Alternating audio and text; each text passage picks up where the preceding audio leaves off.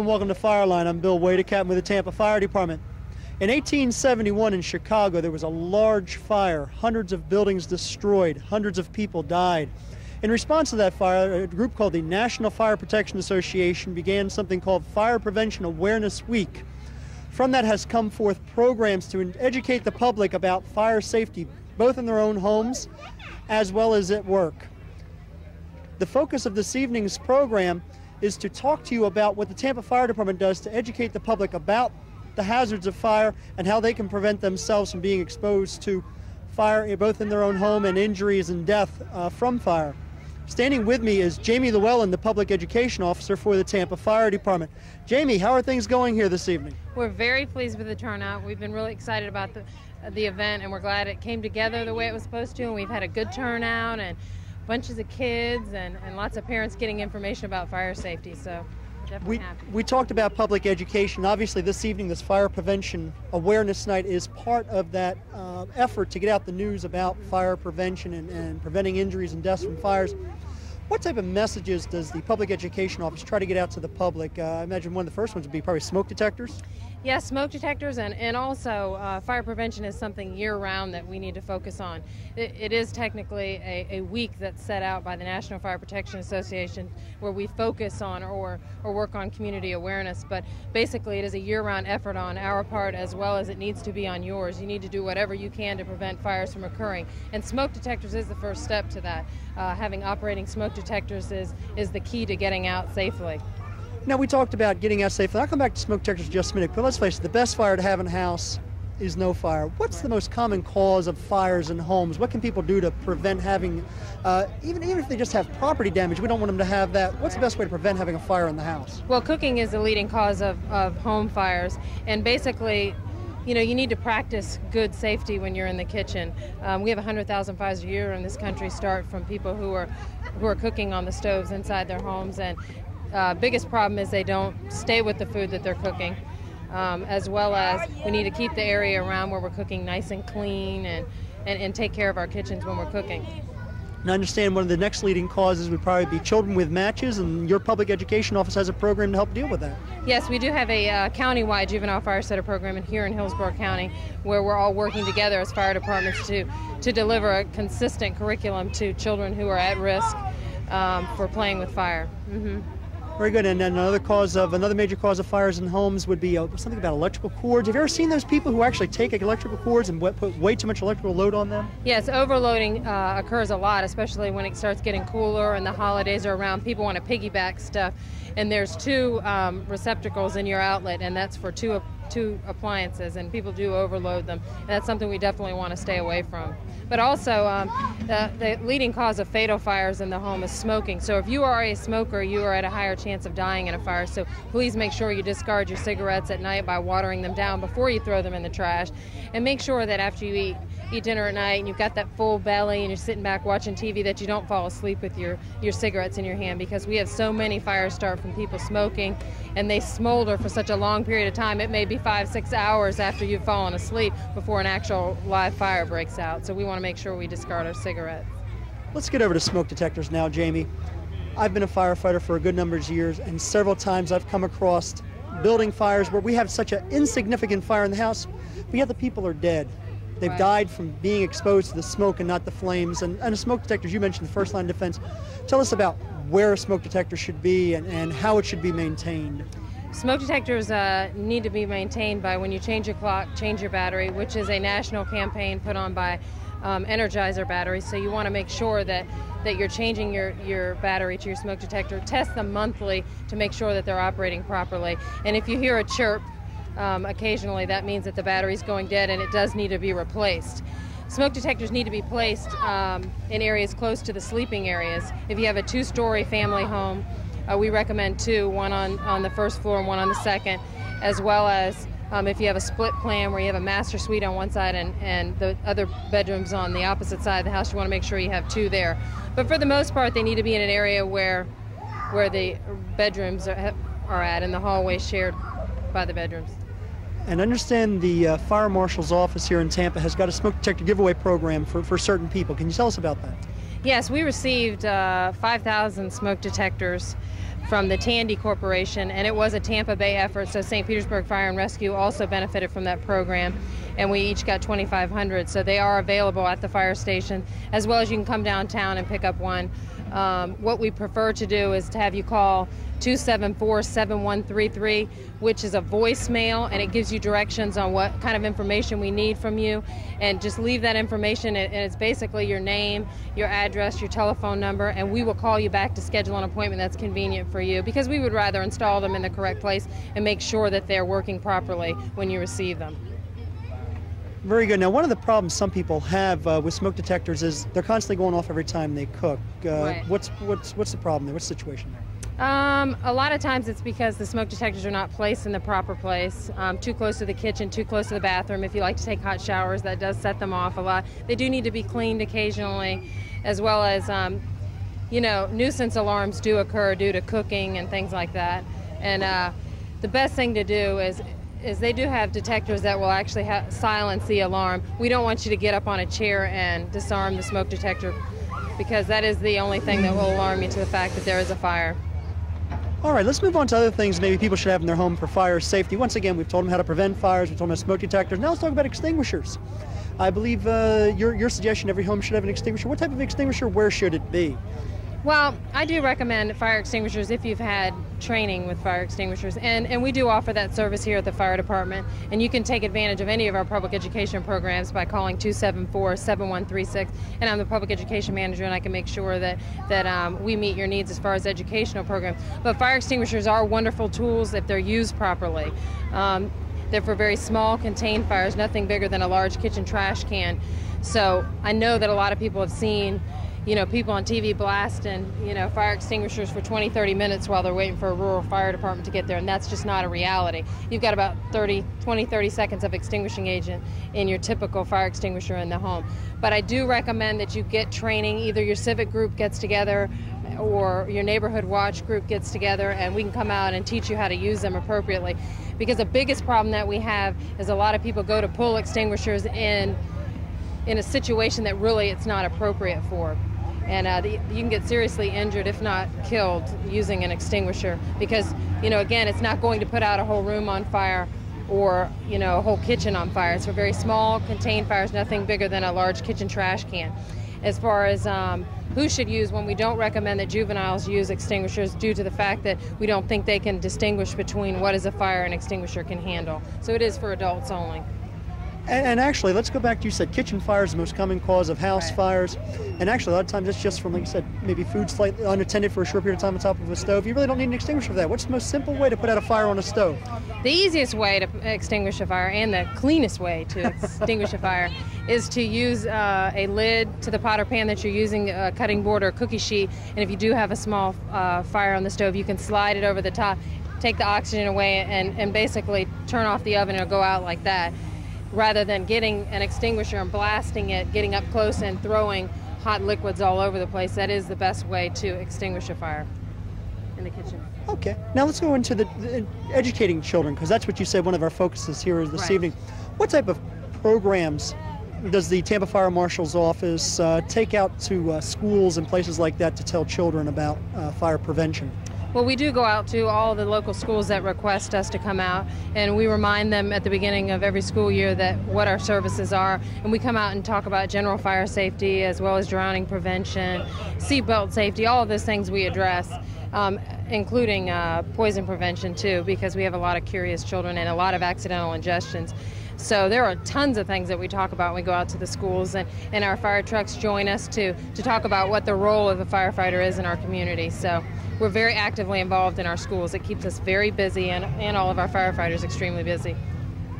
Once again, for those who might have missed the phone number before, if they want to schedule a program for their school, their civic group, or maybe to arrange to get a smoke detector, Okay. can you give us those phone numbers one more time? The number for a public education program is 274-7136, and I do want to urge you to plan ahead, because we do schedule our programs a month in advance, and we are very actively involved again, so please make sure you plan ahead. If you're interested in a free smoke detector, the number you want to call is 274-7133, and again, that's going to be a voicemail. You will not get a hold of a real live person during that. just follow the directions and we will call you back to schedule an appointment. Also with us this evening is the Tampa Fire Marshal, Melvin Stone. Marshal Stone, the Fire Marshal's office, besides being responsible for things we're familiar with, such as investigating the origin of fires, has many other responsibilities. Could you explain some of those to us?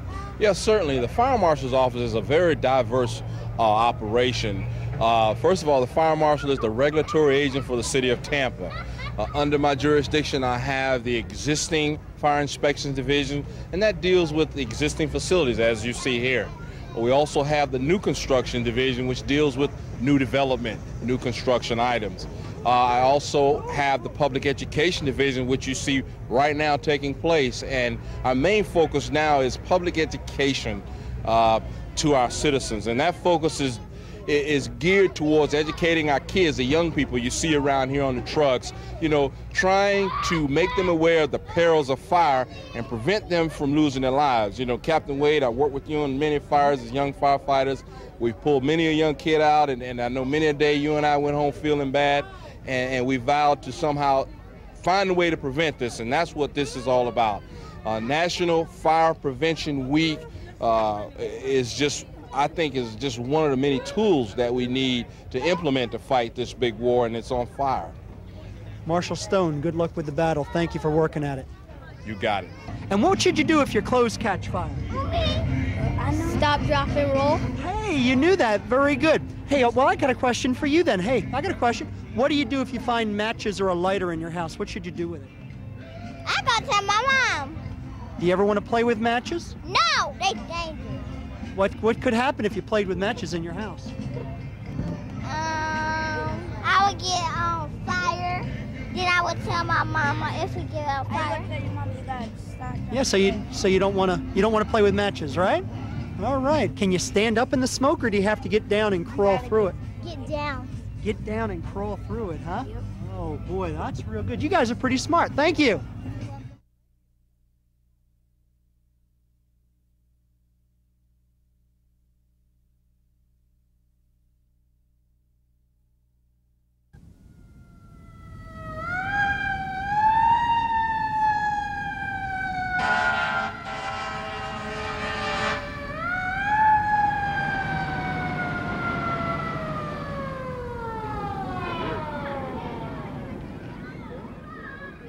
It's Sparky! Sparky the fire dog! Hi, Sparky! Hi, gang! What are you doing here, Sparky? I'll give you this one clue. I'm here to talk to you and show you Sparky's ABCs of fire safety. All of us can learn to be safe and not to burn. Just follow me and you will see fire safety is easy as ABC. We'll make a plan and practice it today. If there's a fire, there's no time to delay. No time to dilly-dally. No time to stop and play. Don't let those precious seconds of safety slide away. It's up to me and you to know just what to do. So follow me and you will see fire safety is easy as ABC. Just follow me and you will see fire safety is easy as A, B, C. Wow! It's like alphabet land. My fire safety alphabet will teach us to be safe if there's a fire. Where do we start? That's silly, Sparky. We always start with A. A is for alarm. When you hear the alarm, smoke or fire may be near, so alert others. Fire alarm? It's a fire alarm! Take action and get out now, because big fires start small. So whenever you hear an alarm, leave the building and go next door to call the fire department. Hello, fire department. Look, the number of the fire department is stuck on the phone. My mom already did that. Mine did too. Smart idea. It's also smart to have smoke detectors at home. They will warn your family if there is a fire. Have your parents install smoke detectors outside the bedrooms and on every level of your home. But smoke detectors will only help if they are working. So have Mom or Dad test the battery once a week. Then, if there's a fire, the smoke detectors will wake up your family so all of you can escape. And don't wait. If you hear an alarm, that means escape. And be sure to feel every door before you open it. If it's hot, ouch, better not open it. There may be fire on the other side. Find another way out. Just get out and stay out, no matter what. And don't ever try to hide. Don't ever stay inside. Just get out and stay out. Don't stop for anything. And there's lots more, too. So come with me and join Sparky's fire prevention team. I'll join your team, Sparky. Me too. Me first. Prevention means all of us can help stop fires before they start. Just remember this very important fire safety rule. What's that, Sparky? Keep lighters and matches in the right hands, adult hands. Lighters and matches are tools for grown-ups only. They're not toys. Kitchen appliances, space heaters, and gasoline cans are for grown-ups too. Never play with them. We'll get him, Sparky. That means don't touch a hot iron or coffee pot or toaster.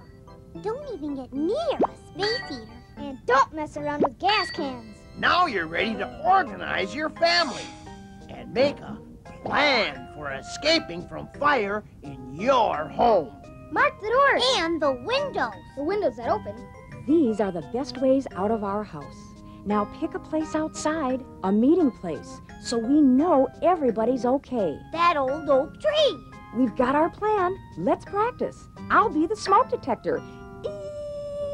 Practice your plan often so you can get out quickly. Out in under a minute. That's a record. Next time, we'll use our second way out. But kids, if your clothes ever catch on fire, roll, don't run. That's right. Stop, drop, and roll. Stop, drop, and roll.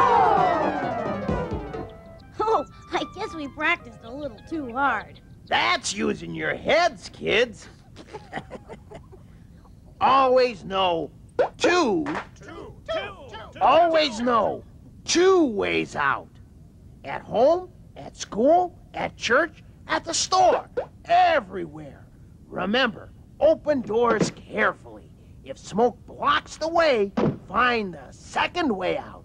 If the air is smoky there too, get down and crawl under the smoke where it's easier to breathe. Get on your hands and knees to get under smoke and get out fast. So kids, volunteer to help me, Sparky.